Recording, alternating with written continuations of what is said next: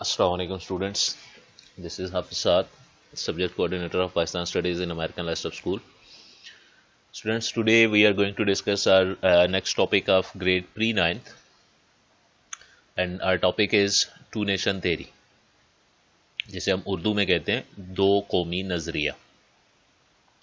कि before starting our lecture बच्चों, आप लोग जैसा कि जानते हैं प्रीवियस लेक्चर्स में भी मैं ये बात मेंशन कर चुका हूँ कि हमारे ये lectures according to new book है, और न्यू बुक आल्दो अभी तक अवेलेबल नहीं है मार्केट में, लेकिन इन लेक्चर्स का मकसद कंसेप्ट क्लियरेंस है. ये टॉपिक्स जो हैं आप लोग पहले भी प्रीवियस बुक के अकॉर्डिंग भी पढ़ चुके हुए हैं. तो न्यू बुक में जो थोड़ा बहुत डिफरेंस है उसमें concept clearance, important points note down करना जो आपको लेक्चर के अंदर मिलते हैं, और मैं साथ साथ आपको मेंशन भी करता रहता हूं कि ये शॉर्ट क्वेश्चन होगा या ये एमसीक्यू होगा. और रिटन फॉर्म के अंदर भी आप लोगों को शॉर्ट क्वेश्चंस मिल जाते हैं. तो आप लोगों ने ये शॉर्ट क्वेश्चंस और एमसीक्यूज़ के पॉइंट्स जो हैं वो साथ साथ नोट डाउन करने हैं, और फिर जो रिटन फॉर्म के अंदर आपको शॉर्ट क्वेश्चंस मिलेंगे वो आप लोगों ने प्रिपेयर करने हैं अच्छी तरह से. सो अगर हम अपने टॉपिक की तरफ आएँ, टू नेशन थ्योरी क्या चीज़ है, कब स्टार्ट हुई, और इसके अंदर वक्त के साथ साथ क्या क्या तब्दीलियाँ आई. Reason and evolution. एवोल्यूशन का मतलब है चेंजेस विद द टाइम. इब्तदा और इर्तका. इर्तका का मतलब वक्त के साथ साथ आने वाली तब्दीलियां. दो कौमी नजरिए का आगाज कब हुआ और फिर इसमें क्या क्या तब्दीलियां आती रही. तो अब इसमें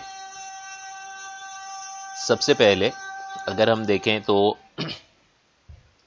टू नेशन थ्योरी कहते किसको हैं, दो कौमी नजरिए से मुराद क्या है.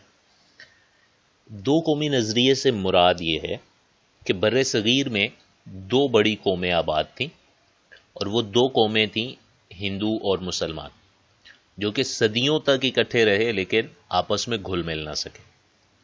To nation theory means that there were to major Nations in subcontinent. Those two nations were Hindus and Muslims which lived together for centuries but could not intermingle with each other.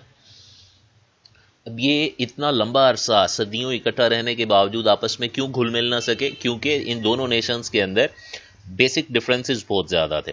Religion different था, beliefs different थे, culture and tradition different थे, इसी तरह language के हवाले से भी काफ़ी सारे डिफरेंसेस थे. तो इन सब डिफरेंसेस की वजह से ये दोनों नेशंस आपस में मिक्स अप नहीं हुई और मुस्लिम्स ने अपनी सेपरेट आइडेंटिटी को बरकरार रखा.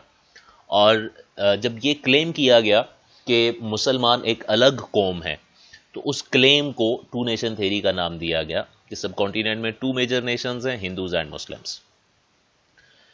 इसके बाद नेक्स्ट ये है कि दो कौमी नजरिए की बुनियाद क्या थी, ये क्यों बना था दो कौमी नजरिया. इस वजह से बना था because Muslims had a separate identity. क्योंकि मुसलमानों की एक अलग शनाख्त थी, वो दूसरी नेशंस के अंदर मिक्सअप नहीं हो सकते थे किसी भी तरह से, और अलग कौम होने की वजह से मुसलमान अपने लिए एक अलग मुल्क चाहते थे.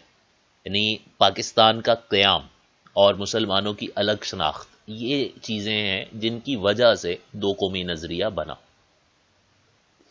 थर्ड चीज़ इसके अंदर है goal of to nation theory. दो कौमी नजरिए का मकसद, उसका नस्बुलैन क्या था. The goal of to nation theory was to get a separate independent state for Muslims where they could lead their lives according to Islamic traditions and Islamic values. मुसलमानों की एक ऐसी अलहदा और आज़ाद रियासत बनाना जहां मुसलमान इनफरादी और इज्तमाई तौर पर अपनी जिंदगियां इस्लामी उसूलों के मुताबिक गुजार सकें. ये बुनियादी तौर पर दो कौमी नजरिए का नस्बुलैन था. कि अब स्टूडेंट्स इसमें से एक तो आपसे एज शॉर्ट क्वेश्चन ये पॉइंट पूछा जा सकता है, what is the meaning of to nation theory, या दो कौमी नजरिए से क्या मुराद है. ये एक प्रॉपर शॉर्ट क्वेश्चन. इसी तरह आपसे एज एन एमसीक्यू ये पॉइंट पूछा जा सकता है कि दो कौमी नजरिए का नस्बुल ऐन क्या था, what was the goal of to nation theory. ये एमसीक्यू भी बन सकता है और सेपरेट शॉर्ट क्वेश्चन भी बन सकता है. तो ये दोनों इंपॉर्टेंट पॉइंट्स हैं, इनको नोट डाउन कर लीजिए अपने पास. اس کے بعد نیکسٹ ہے origin of two nation theory. سب کانٹیننٹ کے اندر ٹو نیشن تھیری کب اور کیسے سٹارٹ ہوئی. اس میں اگر ہم ہسٹوریکلی دیکھیں تو ٹو نیشن تھیری سب کانٹیننٹ کے اندر سٹارٹ ہوئی 712 میں، جب محمد بن قاسم یہاں پر آیا تھا. فیمس نیم ہے، جو کہ 17 ایئرز آف ایج کے اندر یہاں پر آیا تھا ایک فوج کی قیادت کرتے ہوئے. اس کا ایک پراپر سیپریٹ بیک گراؤنڈ ہے کہ وہ کیوں یہاں پر آیا تھا، لیکن وہ ڈیٹیلز جو ہیں وہ ہمارے ٹاپک کا پارٹ نہیں ہے. جسٹ آپ نے یہ نیم اور ڈیٹ یاد رکھنی ہے. Muhammad bin Qasim came in subcontinent in 712، اور یہاں پر سب کانٹیننٹ میں آ کر سندھ میں اس نے راجہ داہر کو شکست دی تھی. بیسیکلی وہ آیا تھا کراچی میں، جو کہ کوسٹل سٹی ہے. کراچی کا پرانا نام تھا دیبل. دیبل میں وہ آیا تھا. وہاں کا رولر تھا راجہ داہر. اس کو اس نے ڈیفیٹ کیا، اور یہاں پر مسلمز کا پراپر رول یا مسلمز کی آمد جو ہے وہ وہاں سے سٹارٹ ہوتی ہے. اب محمد بن قاسم صرف فوج نہیں لے کے آیا تھا یہاں پہ، بلکہ اس کے ساتھ ساتھ بہت سے مسلم مبلغین بھی یہاں پر آئے تھے. اور وہ جو مسلم مبلغین تھے وہ لوگ یہاں پر آ کر پرماننٹلی سیٹل ڈاؤن ہو گئے تھے کچھ ریجنز کے اندر، اسپیسیفکلی سندھ اور ملتان کے ایریاز میں. اور یہاں پر انہوں نے اسلام کی تبلیغ کرنا شروع کی تھی، اور ان کی اس تبلیغ کی وجہ سے اسلام اس ریجن میں بہت تیزی سے پھیلا تھا. ریپڈ سپریڈ ہوا تھا اسلام کا. اس کی ریزن یہ تھی کہ یہاں پر جو ہندو سوسائٹی تھی وہ ڈیوائیڈڈ تھی کاسٹ سسٹم کے اندر. لوگ سپریسڈ تھے، ان کے رائٹس جو ہیں وہ پراپرلی ان کو نہیں مل پاتے تھے. ایک آقا اور غلام کا جو ہے وہ تعلق یا سچویشن تھی یہاں پر. اسلام کے اندر ایکویلٹی کا کنسیپٹ تھا، اسلام کے اندر ٹالرنس کا کنسیپٹ تھا، برابری، رواداری، اخوت، مساوات، یہ چیزیں تھیں. تو یہ چیزیں جب انہوں نے پریکٹس کی یہاں پر، پریکٹیکلی لوگوں کو بتائیں، لوگوں نے دیکھا، تو انہوں نے اس ریلیجن کو بہت تیزی سے ایکسیپٹ کیا، اور اسلام بہت تیزی سے یہاں پر پھیلنا شروع ہوا. محمد بن قاسم کے بعد پھر نیکسٹ ون ہے غزنویز. غزنوی دور حکومت، جو کہ سٹارٹ ہوا 1003 میں اور 1206 تک چلا تھا. غزنوی دور حکومت میں ان ریجنز کے اندر جو کہ اب پاکستان کا پارٹ ہیں، یہاں پر پرشین لینگویج، فارسی زبان بہت تیزی سے پھیلی، کیونکہ غزنوی جو ہیں یہ بنیادی طور پر افغانستان سے آئے تھے اور فارسی زبان بولتے تھے. تو ان کے ساتھ ساتھ ان کی زبان جو ہے وہ بھی یہاں پر فلرش ہوئی، اور اس کے ساتھ ساتھ اسلامک سویلائزیشن یہاں پر اسٹرینتھن ہونا سٹارٹ ہوئی. اسلامی تہذیب جو کہ یہاں پر موجود تھی محمد بن قاسم کی آمد کے بعد سے، غزنویوں کے دور حکومت میں اسلامی تہذیب کا یہاں پر پھیلاؤ اور زیادہ ہوا، اور وہ اور زیادہ مضبوط ہوتی چلی گئی. اس پوائنٹ میں سے، اس سلائیڈ میں سے جو امپورٹنٹ پوائنٹ ہیں آبجیکٹو کے حوالے سے، وہ ڈیٹس ہیں ٹپیکلی، اور نیمز. سب سے پہلے تو آپ سے ایز این ایم سی کیو یہ پوچھا جا سکتا ہے کہ محمد بن قاسم کب آیا تھا؟ 712 میں. پھر آپ سے یہ نام پوچھا جا سکتا ہے کہ محمد بن قاسم نے کس کو شکست دی تھی؟ راجہ داہر. اسی طرح سے آپ سے یہ پوائنٹ پوچھا جا سکتا ہے کہ غزنوی دور حکومت کب سٹارٹ ہوا؟ 1003 کے اندر. Similarly when did Ghaznavis rule end? 1206 کے اندر. تو یہ امپورٹنٹ پوائنٹس ہیں. اسی طرح اس میں سے ایز این ایم سی کیو ایک پوائنٹ آپ سے یہ بھی پوچھا جا سکتا ہے کہ which language flourished in subcontinent during Ghaznavis period? Ghaznavi دور حکومت میں بر صغیر میں کس زبان کو عروج ملا؟ دیٹ از پرشین لینگویج یا فارسی زبان. تو یہ امپورٹنٹ پوائنٹس ہیں اس میں سے، ان کو نوٹ ڈاؤن کر لیجئے اپنے پاس، اور ان کو بھی اچھی طرح سے پریپیئر کرنا ہے آپ نے. نیکسٹ غزنوی دور حکومت کے بعد پھر آتا ہے ڈیلی سلطنت، سلطنت دہلی، جس کا آغاز ہوا تھا 1206 میں، غزنوی دور حکومت کے ختم ہونے کے فوراً بعد. یعنی غزنوی دور حکومت 1206 میں ختم ہوا تھا اور اس کے فوراً بعد 1206 میں ہی سلطنت دہلی کا آغاز ہو گیا تھا، جو کہ 1526 تک 1526 تک چلی تھی۔ اس کا سلطنت دہلی کا بانی تھا قطب الدین ایبک۔ فاؤنڈر آف دہلی سلطنت واز قطب الدین ایبک۔ اور اس میں سلطنت دہلی میں جو امپورٹنٹ رولرز رہے ہیں، ڈفرینٹ ڈائنسٹیز ہیں، مختلف خاندان ہیں جن کی حکومت رہی ہے، جس میں خاندان غلامہ، پھر خلجی خاندان، اس کے بعد تغلق خاندان، پھر سادات اور اینڈ پہ لودھی۔ انگلش میں slave dynasty, then Khaljis, Tughlaq, Saadat and the last one is Lodhi dynasty. اس میں بک کے اندر بہت زیادہ ان کے حوالے سے ڈیٹیلز مینشن نہیں ہے، جسٹ آپ نے ڈیٹس یاد کرنی ہے کہ سلطنت دہلی کا آغاز کب ہوا تھا اور یہ ختم کب ہوئی۔ تو یہ 2 پوائنٹس ایز ایم سی کیو بن جائیں گے، اسٹارٹ اور اینڈ آف دہلی سلطنت۔ پھر اس کے بعد who was the founder of Delhi سلطنت، سلطنت دہلی کا بانی کون تھا؟ قطب الدین ایبک۔ یہ 3 ایم سی کیو ہو گئے۔ اور پھر ایز اے شارٹ کویسچن یہ سارے نام آپ سے پوچھے جا سکتے ہیں کہ دہلی سلطنت میں یا سلطنت دہلی کے اندر کون کون سے خاندانوں کی حکومت رہی۔ تو اس طرح سے اس میں سے اس پوائنٹ میں سے 3 پاسبل ایم سی کیوز اور ایک شارٹ کویسچن بنتا ہے۔ تو پچھلے پوائنٹس کے ساتھ ساتھ جو آپ نے نوٹ کیے ہیں اس کو بھی نوٹ ڈاؤن کیجئے اور اس کو بھی آپ نے اچھی طرح سے پریپیئر کرنا ہے۔ اب نیکسٹ دہلی سلطنت کے بعد نیکسٹ پیریڈ ہے مغل ڈائنسٹی۔ 1526 میں جب دہلی سلطنت کا خاتمہ ہوا تو اس کے فوراً بعد مغلوں کا دور شروع ہوا 1526 میں، جو کہ 1857 تک چلا تھا۔ اس کا مغل ڈائنسٹی کا فاؤنڈر تھا ظہیر الدین Babar.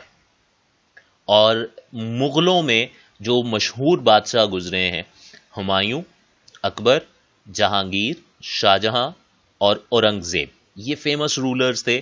Bahadur Shah Zafar was the last roller, مغلیہ دور حکومت کا آخری بادشاہ تھا بہادر شاہ ظفر، جس کو انگریزوں نے شکست دی تھی 1857 میں، اور پھر اس کو جلا وطن کر دیا گیا تھا، بر صغیر سے نکال کر رنگون میں بھیج دیا گیا تھا، میانمار اور برما کے ریجنز کے اندر، جہاں پر پھر اس کی وفات ہوئی تھی۔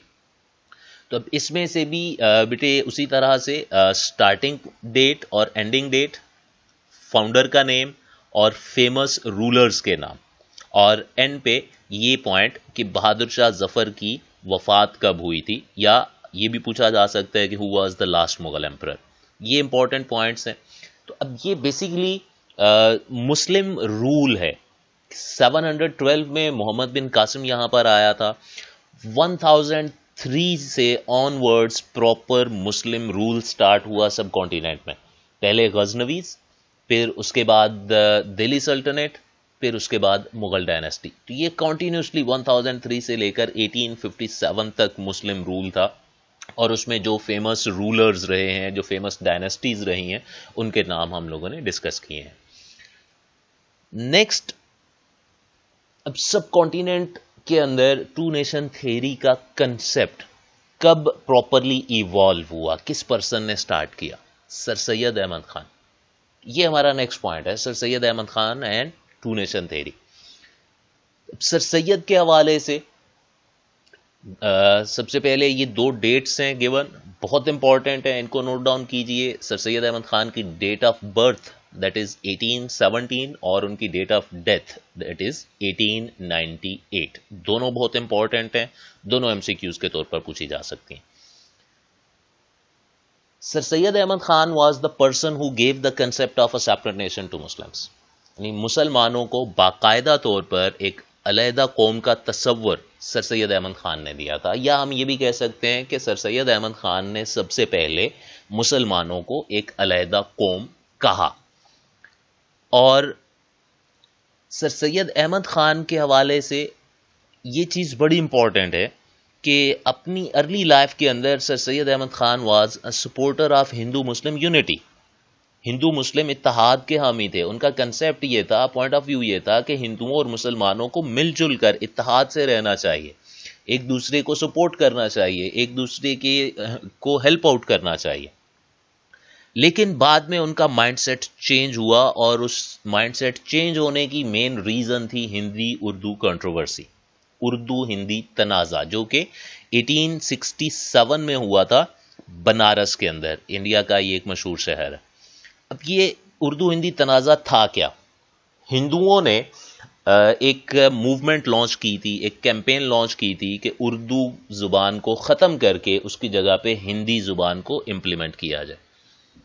اب ان دونوں لینگویجز میں بیسک ڈفرنس صرف اور صرف رائٹنگ سٹائل کا ہے. اردو عربک سٹائل میں لکھی جاتی ہے, ہندی جو ہے وہ سنسکرت یا دیوناگری سٹائل میں لکھی جاتی ہے. اس کے علاوہ آلموسٹ 80 to 85% ان دونوں لینگویجز کے ورڈز بھی سیم ہیں, ان کا گرامیٹیکل سٹرکچر سیم ہے, ڈیٹیلز وغیرہ ساری چیزیں سیم ہیں. صرف چونکہ اردو مسلمانوں کی مذہبی زبان کے انداز میں لکھی جاتی تھی, اس وجہ سے ہندو اس کو ایسوسیٹ کرتے تھے کہ یہ مسلمانوں کی زبان ہے. حالانکہ یہ سب کانٹیننٹ کے اندر ہی بنی تھی, اور اس کو بنانے میں اور اس کو فلرش کرنے میں مسلمز کے ساتھ ساتھ نان مسلمز کا بھی بڑا رول تھا. تو یہ 1867 کی جو کنٹروورسی کریٹ ہوئی, اس کے بعد سر سید احمد خان نے یہ کہا کہ اگر ہندو صرف ایک لینگویج کو ایکسیپٹ نہیں کر رہے کہ وہ مسلمز کی ریلیجیس لینگویج کے سٹائل میں لکھی جاتی ہے, تو یہ کیسے ممکن ہے کہ وہ مسلمانوں کو ایک علیحدہ قوم سمجھتے ہوئے اپنے برابر ان کو حقوق دیں یا ان کو ایکسیپٹ کر لیں. تو اس کے بعد پھر سر سید احمد خان نے مسلمانوں کو ایک سیپریٹ نیشن کہا. First time two nation theory کی ٹرم انہوں نے یوز کی, اور پھر نہ صرف یہ کہ مسلمز کو ایک سیپریٹ نیشن کہا, بلکہ پھر اس کے بعد مسلمز کو ڈیولپ کرنے کے لیے, مسلمانوں کی ترقی کے لیے بھی انہوں نے بہت سارے سٹیپس لیے. اور جس میں سب سے زیادہ امپورٹنٹ اور فیمس جو ہے وہ ایجوکیشنل ڈیولپمنٹ کے حوالے سے ہے.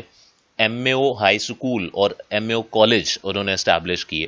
اب اس میں ایک چیز یہ یاد رکھنی ہے, ایم اے او کی فل فارم ہے Mohammedan Anglo oriental. Mohammedan Anglo oriental high school and college. یہ ایم اے او کالج وہ والا نہیں ہے جو لاہور میں ہے, بلکہ یہ علی گڑھ کے اندر تھا انڈیا میں, جو کہ بعد میں یونیورسٹی بھی بن گیا, اور آج بھی علی گڑھ یونیورسٹی انڈیا کے اندر بہت فیمس یونیورسٹی ہے.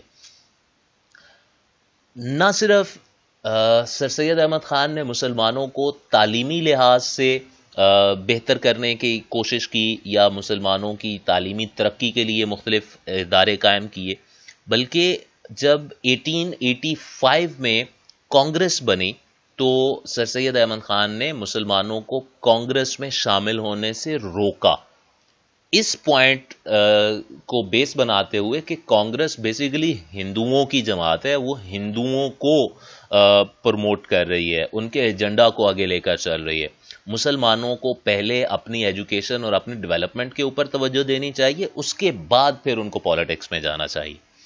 تو یہ مین پوائنٹس ہیں سر سید احمد خان کے حوالے سے. ونس اگین میں امپورٹنٹ پوائنٹس کو ریپیٹ کر دیتا ہوں.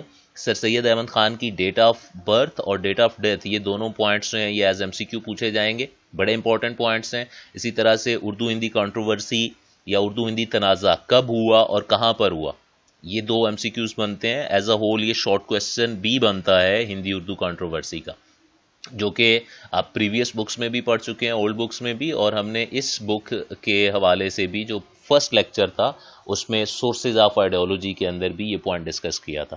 پھر اسی طرح سے بڑا امپورٹنٹ پوائنٹ اس میں ایک یہ ہے کہ کانگریس کب بنی تھی, 1885 میں. یہ as M C Q point آپ سے پوچھا جا سکتا.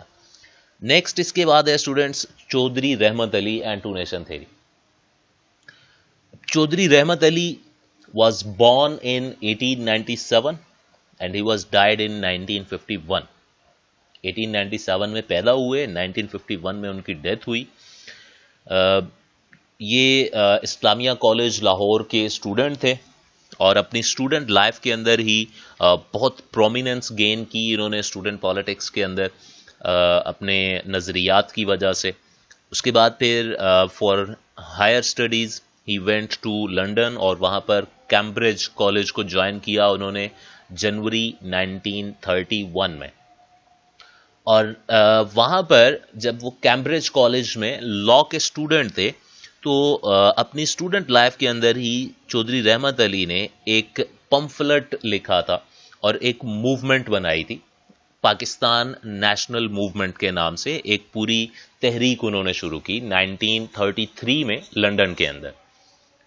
اور اس موومنٹ کا بیسک پرپز یہ تھا کہ مسلمز کو as a separate nation proper rights دلوائے جائیں. اسی پاکستان نیشنل موومنٹ کے پلیٹ فارم سے چودھری رحمت علی نے ایک پمفلٹ یا ایک کتابچہ لکھا ناؤ اور نیور، جس کو اردو میں اب یا پھر کبھی نہیں کہا جاتا. یہ کتابچہ لکھا گیا تھا 28 جنوری 1933 کو، جس میں چودھری رحمت علی نے پاکستان کا نیم سجیسٹ کیا. یعنی انہوں نے پراپرلی اس چیز کو اس کے اندر ود آرگیومنٹس دلائل سے یہ چیز ثابت کی کہ مسلمان ایک الگ قوم ہے، ان کا یہ حق بنتا ہے کہ ان کے لیے ایک الگ ریاست بنائی جائے، اور اس ریاست کا نام بھی انہوں نے تجویز کیا کہ پاکستان ہوگا. اب اس سلائیڈ میں سے یا اس پوائنٹ میں سے جو امپورٹنٹ چیزیں آپ سے پوچھی جا سکتی ہیں، آلموسٹ سارے کے سارے پوائنٹس جو ہیں وہ ایز شارٹ کویسچن یا MCQ پوچھے جا سکتے ہیں. چودھری رحمت علی کی ڈیٹ آف برتھ اور ڈیٹ آف ڈیتھ یہ دونوں بڑے امپورٹنٹ ہیں. کس کالج میں لاہور کے اندر انہوں نے ابتدائی تعلیم حاصل کی، پھر کیمبرج کالج کو کب جوائن کیا، اسی طرح سے پاکستان نیشنل موومنٹ کب بنی 1933 میں، کہاں پر بنی، لنڈن کے اندر. ناؤ اور نیور کب لکھا گیا، اس کی date as an MCQ as short question دونوں طرح سے پوچھی جا سکتی ہے. اور ایک جنرل شارٹ کویسچن بھی اس میں سے بنتا ہے کہ پاکستان کا نام کس نے اور کب تجویز کیا. تو یہ امپورٹنٹ پوائنٹس تھے ٹو نیشن تھیری کے حوالے سے کہ یہ ٹو نیشن تھیری کب سٹارٹ ہوئی، اس کا اوریجن کیا ہے، سب کانٹیننٹ کے اندر مسلمز کا رول کتنا عرصہ رہا، اس میں کون کون سے امپورٹنٹ رولرز تھے، پھر سر سید احمد خان نے پراپرلی یہ ٹرم فرسٹ ٹائم کب یوز کی، کیوں یوز کی، اور پھر پاکستان کا نیم کب اور کس نے سجیسٹ کیا. یہ امپورٹنٹ پوائنٹس ہیں ہمارے اس ٹاپک کے. Thank you very much for your time. I hope کہ آپ لوگوں کو مین کنسیپٹ اس کا سمجھ میں آ گیا ہوگا اور آپ لوگوں نے پوائنٹس اپنے پاس نوٹ کر لیے ہوں گے جو میں نے مینشن کیے ہیں. ان پوائنٹس کو اچھی طرح سے پریپیئر کیجئے. ریٹن فارم میں شارٹ کویسچنز آپ کے پاس آ چکے ہوں گے. ان شارٹ کویسچنز کو بھی آپ نے پریپیئر کرنا ہے. At the end, I would just like to say, stay home, stay safe in this crucial and pandemic situation, keep social distance, and don't forget to like the video. Thank you very much.